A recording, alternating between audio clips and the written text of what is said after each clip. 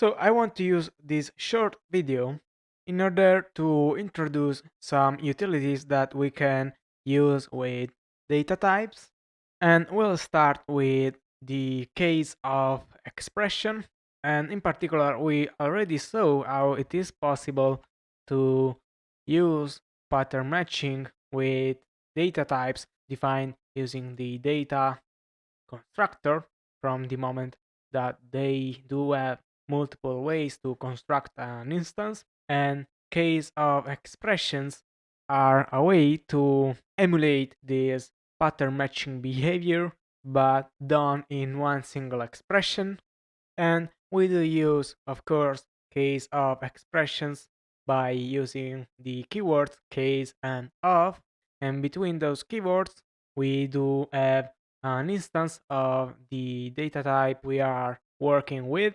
Right after the case of expression, we do use the various constructors of this particular instance as we would have done, of course, with pattern matching, with the only difference being that this is one single expression, whereas with pattern matching we would have defined different expression depending on different constructors, and these may turn useful in some particular cases.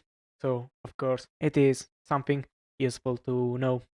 Another important utility for defining new data types are records, and records do not really introduce anything new for what matters defining the data type, but it is a useful way to define a new data type using the keywords that we already know. We can define data types that do have fields, and one example would be defining a person data type with one constructor, and this one constructor thus takes two arguments, one of type string and one of type int. And to be clear, this definition is equivalent to this definition here, with the difference being that with records we are able to assign names to those arguments of the constructor, and not only that, those names are also function that allows us to get that particular value that has been provided to the constructor.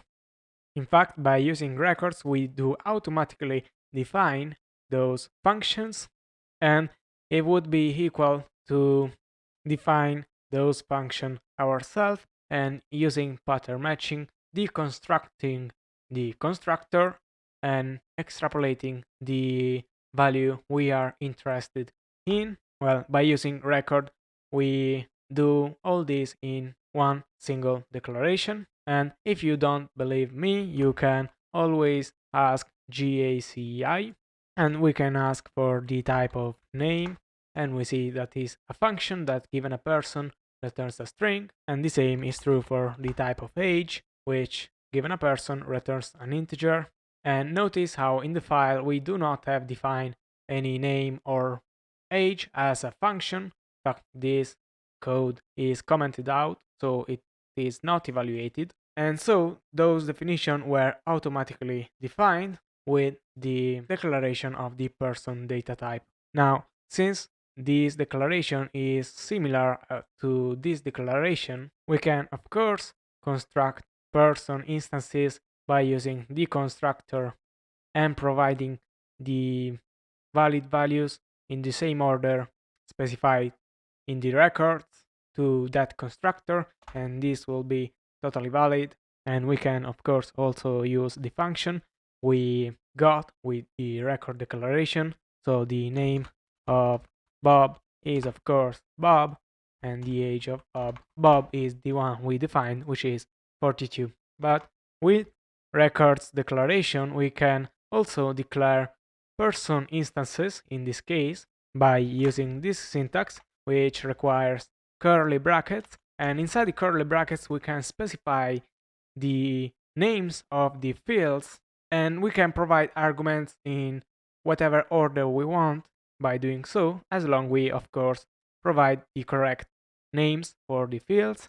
And by doing so, I could, for example, define first the age to be 40 and then the name, and we can, of course, assign those values by using an equal as if those values were variables. And we see that Mary is now a valid instance of a person, and we can use this function as well.